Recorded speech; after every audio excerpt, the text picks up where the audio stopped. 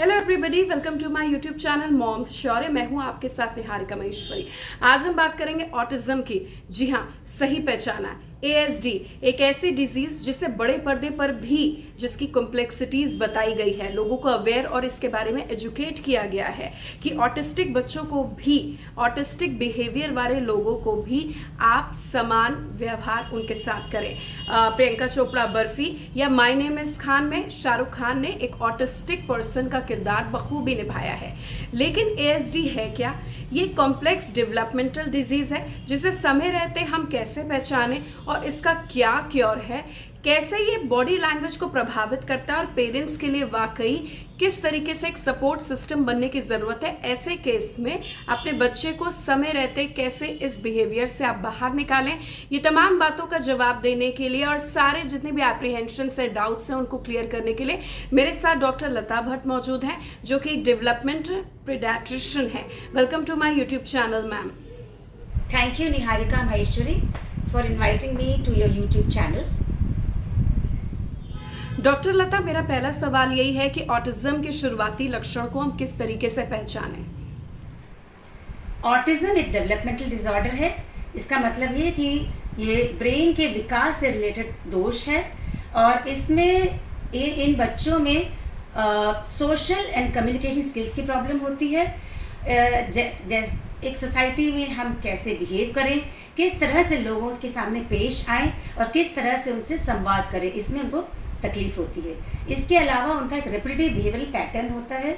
इसका मतलब ये है कि वो एक ही व्यवहार को, एक ही बिहेवियर को बार बार करते हैं, जैसे कि स्पिनिंग, गोल गोल घूमना, रॉकिंग, हैंड फ्लैपिंग या पेसिंग अप एंड डाउन, या एक टिपिकल तरीके से खिलौने से खेलते हैं।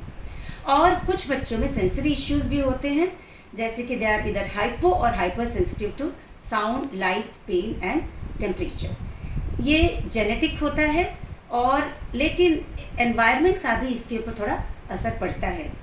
कुछ हाई रिस्क फैक्टर्स भी होते हैं इसके साथ, जैसे कि माता पिता की उम्र ज़्यादा होना या उनमें कोई दिमागी बीमारी होनी, कुछ दवाइयाँ जो प्रेगनेंसी में ली हों, या पहला बच्चे को ऑटिज्म रहा हो, या एक बच्चा जो पैदा होते ही कुछ उसके दिमाग पे असर पड़ा हो, एक्सेट्रा एक्सेट्रा।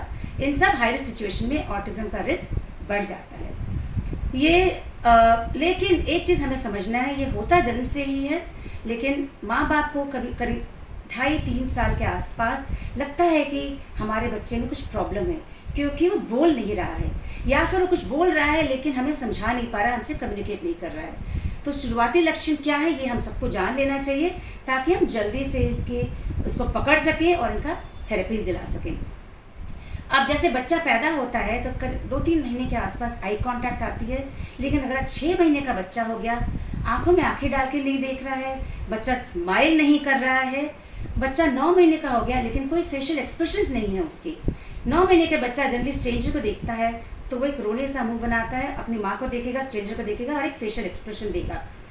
और एक बच्चा जो है 12 महीने का हो गया, तकरीबन 1 साल का हो गया, लेकिन अपने नाम को नहीं पहचानता है और बेबी टॉक जिसे हम बोलते हैं, पप पप बप बप बप बप इस तरह बोलना, वो भी नहीं बोल रहा है, और कोई भी जेस्चर्स नहीं है, जैसे फिंगर पॉइंटिंग। ये जनरली बच्चों को अगर नहीं बोलते हैं तो फिंगर से दिखाते हैं कि मुझे ये चाहिए या मुझे ये अच्छा लगा। और बाय बाय वेव नहीं कर रहा है बच्चा, अपनी ही दुनिया में 12 महीने के। बच्चा कोई कमांड फॉलो नहीं कर रहा है इवन आफ्टर 1 ईयर। बच्चा 16 महीने का हो गया, मतलब तकरीबन 1.5 साल का हो गया, लेकिन एक भी सिंगल मीनिंगफुल वर्ड नहीं है।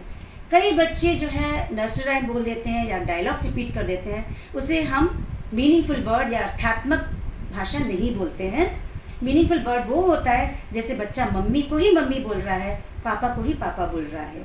और 2 साल का हो गया लेकिन बच्चा 2 शब्द ज्वाइन नहीं कर रहा है, दैट मीन्स मीनिंगफुली ज्वाइन नहीं कर रहा है। हो सकता है कुछ वैसे ही शब्द बोल रहा हो, लेकिन दे दो, ले लो, ऐसा कुछ नहीं बोल रहा है।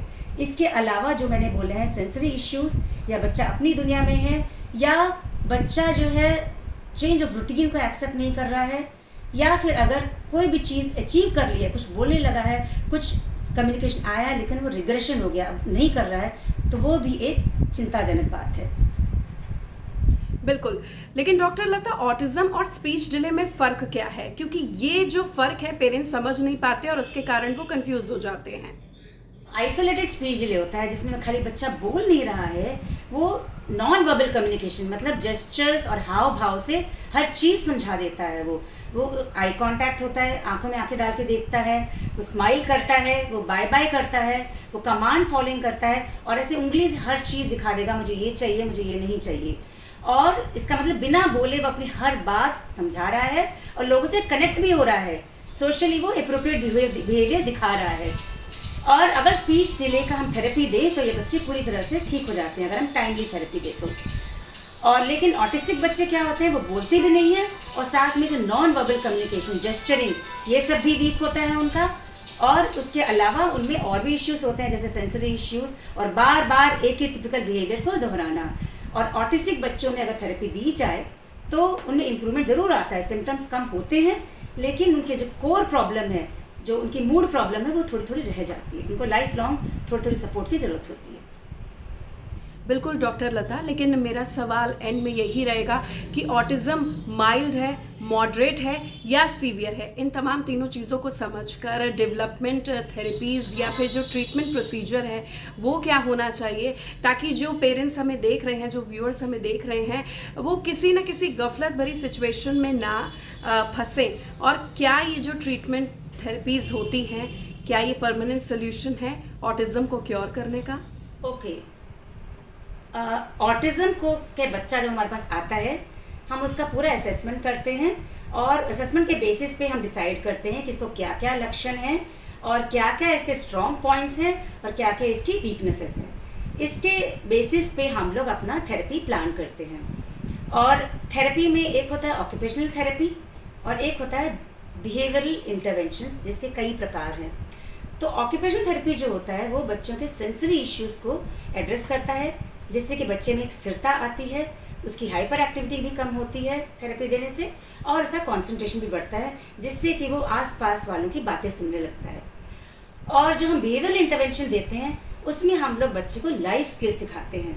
एक इंडिविजुअलाइज्ड एजुकेशनल प्लान होता है जिसके मुताबिक बच्चे के जो भी लक्षण है उसके हिसाब से हम बच्चे को लाइफ स्किल सिखाते हैं और बच्चे को स्पीच एंड कम्युनिकेशन सिखाते हैं, ताकि वो बड़े होकर इंडिपेंडेंट बने, अपनी जिम्मेदारी खुद ले सके और लोगों से कम्युनिकेट कर सके। इसमें क्या है कि पूरी तरह से क्योर तो पॉसिबल नहीं है, लेकिन जो सिम्टम्स हैं, जो लक्षण हैं, वो कम हो जाते हैं।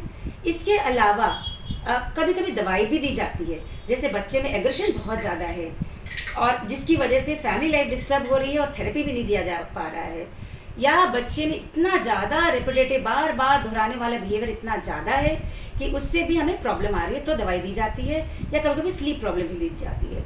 तो कई बच्चे थेरेपी से, स्पेशली अर्ली इंटरवेंशन से, एकदम ऐसे हो जाते हैं कि ऐसा लगता है जैसे उन्हें ऑटिज्म हो ही ना। लेकिन ज़्यादातर बच्चों में करीब 5 साल के आसपास तक स्पीच आ जाती है।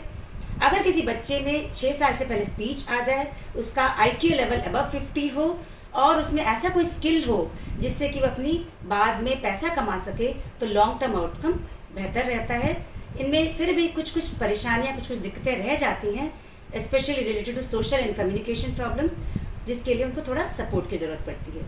लेकिन जो सीवियर ऑटिस्टिक बच्चे होते हैं उनको कभी भी इंडिपेंडेंट लाइफ लीड करना पॉसिबल नहीं होता है।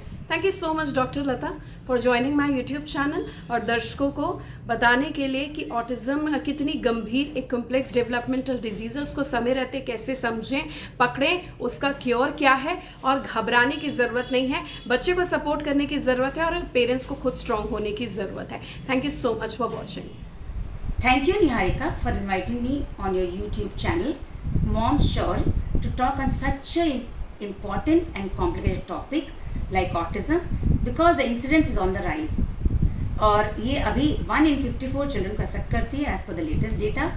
बॉलीवुड ने भी इसके बारे में अवेयरनेस की फिल्म्स बनाने शुरू कर दिए हैं। अब हमें आम आदमी को अपने स्तर पे भी इसके बारे में समझना बहुत ज़रूरी है, क्योंकि ये बच्चे किसी से कम नहीं हैं, ये थोड़े हमसे भिन्न हैं और इनमें भी बहुत सारे क्वालिटीज़ और स्ट्रेंथ्स होते हैं। अगर हम इनको इस्तेमाल करके एक इंटीग्रेटेड वे में सोसाइटी में लेके चलें, स्कूल्स में भी और सोसाइटी में भी, तो इन बच्चों को भी एक अच्छी ज़िंदगी मिलेगी और सोसाइटी को भी इनसे बहुत बहुत फ़ायदा होगा। Thank you very much.